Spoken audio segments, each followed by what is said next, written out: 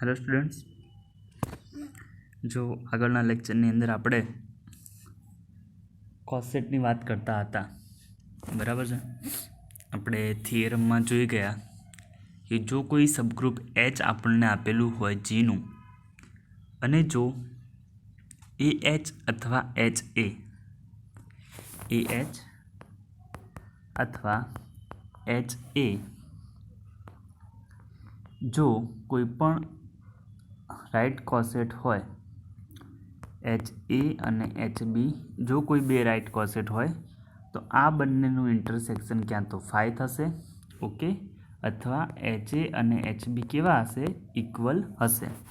મતલબ કે કોઈ પણ બે right coset of H in G is either disjoint or equal. બરાબર છે. ક્યાં તો કેવા હશે? ડિસજોઇન્ટ હશે, ક્યાં તો ઇક્વલ હશે. બરાબર છે. આ વસ્તુ આપણે જોઈ ગયા હતા. અને એના પછી આપણે જોયું હતું પાર્ટ 2ની અંદર કે જેટલા પણ રાઇટ કોસેટ છે એચના, જેટલા પણ રાઇટ કોસેટ છે જીની અંદર વેર એ બિલોંગ્સ ટુ જી, આ બધાનું જો યુનિયન કરવામાં આવે તો આપણને જી મળે છે. Okay, union of H a where a belongs to G એ આપણને શું આપશે? ઇઝ ઇક્વલ ટુ જી આપશે. તો union of every right coset of H in G is equal to G. આ બે થિયરમ આપણે જોઈ ગયા હતા. હવે જે આપણે થિયરમ જોવાનો છે એ થિયરમ આ ઇક્વેશનનો, આ યુનિટનો મોસ્ટ આઈએમપી થિયરમ છે. State and prove Lagrange's theorem. બરાબર છે.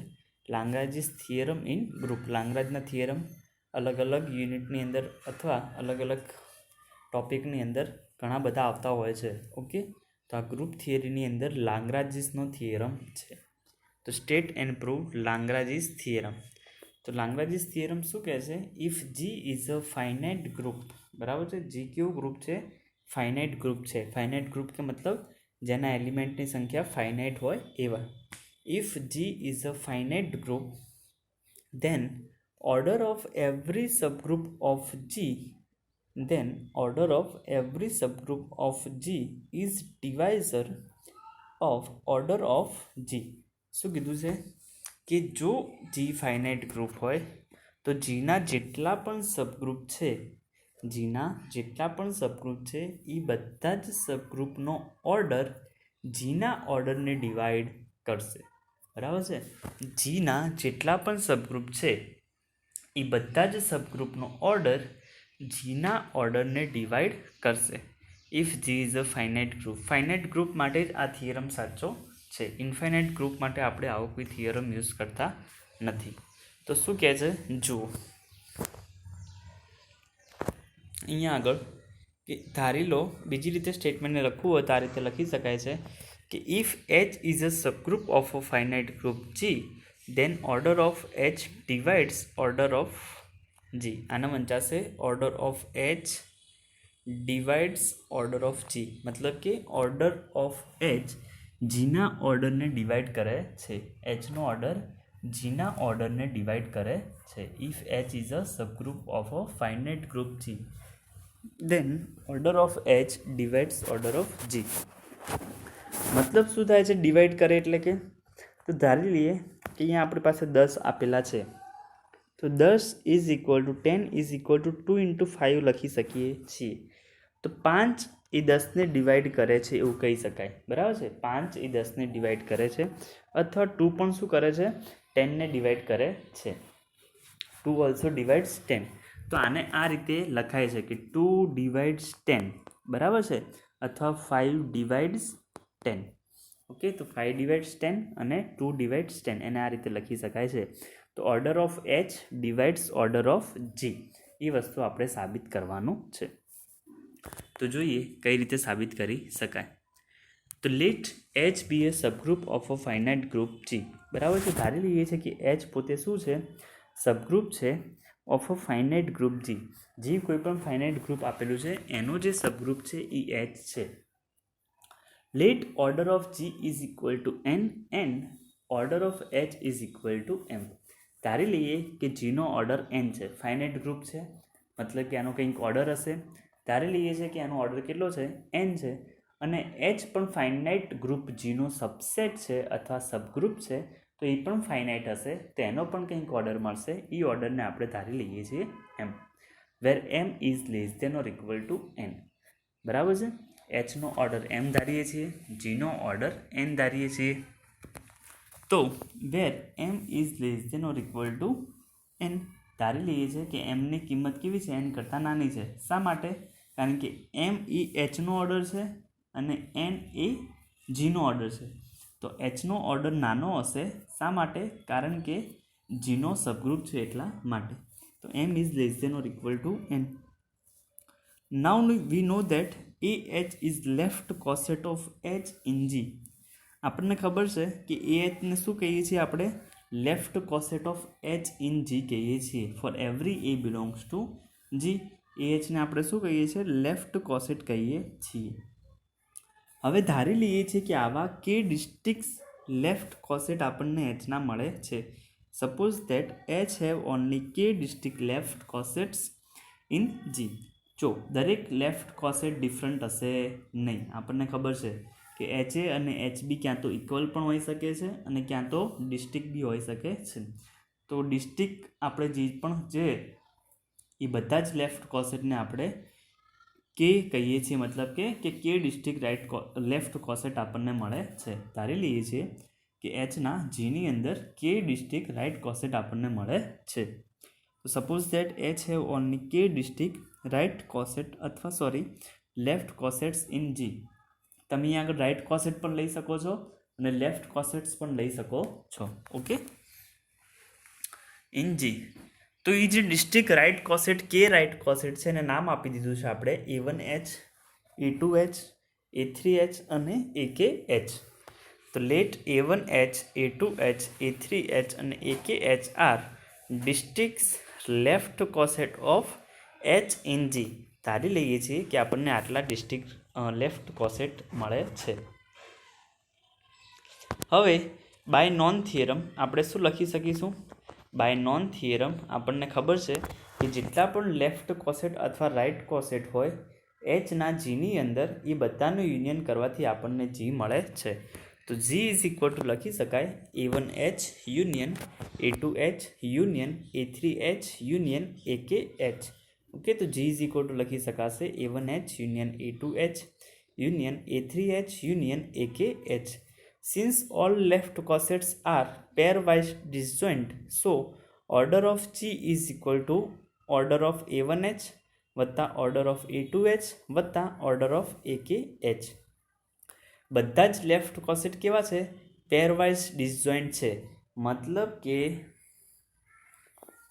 A1H અને A2Hનું ઇન્ટરસેક્શન 5 છે. A1Hનું A3H સાથે પણ ઇન્ટરસેક્શન 5 છે. A1Hનું A4H સાથે પણ ઇન્ટરસેક્શન 5 છે અને A1Hનું AKH સાથે પણ ઇન્ટરસેક્શન 5 છે. આ જ રીતે A2Hનું A1H સાથે ઇન્ટરસેક્શન 5 છે, A3H સાથે ઇન્ટરસેક્શન 5 છે, A4H સાથે ઇન્ટરસેક્શન 5 છે અને AKH સાથે પણ ઇન્ટરસેક્શન 5 છે. આ જ રીતે બધાનું એકબીજા સાથે ઇન્ટરસેક્શન 5 મળે છે. તો આ રીતે જો ઇન્ટરસેક્શન 5 મળતું હોય અને જો G A1H union A2H union A3H up to union of AKH થતું હોય તો Gની અંદર કેટલા એલિમેન્ટ હશે? તો Gની અંદર જેટલા પણ આની અંદર એલિમેન્ટ વત્તા આની અંદર એલિમેન્ટ વત્તા આની અંદર એલિમેન્ટ વત્તા આની અંદર એલિમેન્ટ, તો G will be the sum of the elements in this. Okay, Gની અંદર જેટલા પણ એલિમેન્ટ હશે એ બધા જ એલિમેન્ટ કેટલા હશે? તો આની અંદર જેટલા એલિમેન્ટ આવેલા છે એના સરવાળા બરાબર હશે. અહીંયા લખેલું છે કે since all left cosets are pairwise disjoint, so order of G is equal to order of A1H વત્તા ઓર્ડર ઓફ A2H વત્તા order of AKH. Again order of AIH is equal to OH. જો order of AH હંમેશા order of H બરાબર થાય છે. શા માટે? આપણે આગળ જોઈ ગયા છે કે AHની અંદર અને Hની અંદર આવેલા એલિમેન્ટની સંખ્યા સરખી હોય છે. AH કોઈ પણ લેફ્ટ કોસેટ હોય અથવા HA કોઈ પણ રાઇટ કોસેટ હોય તો AH અને Hની અંદર એલિમેન્ટની સરખી હોય છે, તો આપણે લખી શકીએ કે order of G is equal to order of A1H વત્તા ઓર્ડર ઓફ A2H વત્તા order of AKH. Again order of AIH is equal to order of H. બરાબર છે. AIH is equal to order of H થશે. તો આપણે લખી શકીએ કે order of AH is equal two K times છે. જો અહીંયા આગળ order of AIH is equal to order of H થશે. હવે આ ઇક્વેશનની અંદર ઓર્ડર ઓફ A1Hની જગ્યાએ આપણે ઓર્ડર ઓફ H લખીશું, ઓર્ડર ઓફ A2Hની જગ્યાએ પણ ઓર્ડર ઓફ H લખીશું, ઓર્ડર ઓફ AKHની જગ્યાએ પણ ઓર્ડર ઓફ H લખીશું.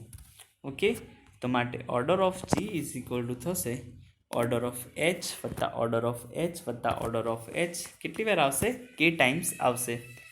હવે order of G is equal two આપણે ધારેલું છે N. Okay, order of G is equal two આપણે ધારેલું છે N. Order of H is equal to ધારેલું છે M into K. Order of H is equal to ધારેલું છે M ઇન્ટુ K. માટે M ડિવાઇડ્સ N લખી શકાય. શું થશે? જો N is equal to M into K થાય છે. મેં તમને સમજાવી હતું કે 10 ઇઝ ઇક્વલ ટુ 5 ઇન્ટુ 2 જેવું થાય છે. તો N is equal to M into K. મતલબ કે 5 10ને ડિવાઈડ કરે છે અને 2 પણ 10ને ડિવાઈડ કરે છે. તો અહીંયા લખી શકાય કે M divides N. Okay, M divides N. તો જો માટે M શું હતો? Hનો ઓર્ડર હતો અને N શું હતો? Gનો ઓર્ડર હતો. તો લખ્યું છે order of H divides order of G. બરાબર છે. Order of H divides order of G. માટે order of subgroup divides order of G. H શું હતો? Gનો સબગ્રુપ હતો અને કોઈ પણ સબગ્રુપ આપણે લીધેલો હતો. તો મતલબ કે આવા જેટલા પણ સબગ્રુપ આપણને Gના મળશે એ બધા શું કરશે?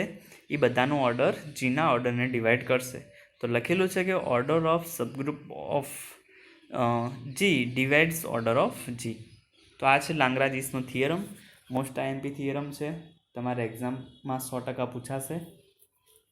હવે આ જે થિયરમ છે એનું કન્વર્સ સાચું નથી. બરાબર છે. કન્વર્સ સાચું નથી મતલબ કે થિયરમનું સ્ટેટમેન્ટ શું કહેતું હતું કે ઓર્ડર ઓફ સબગ્રુપ ઓફ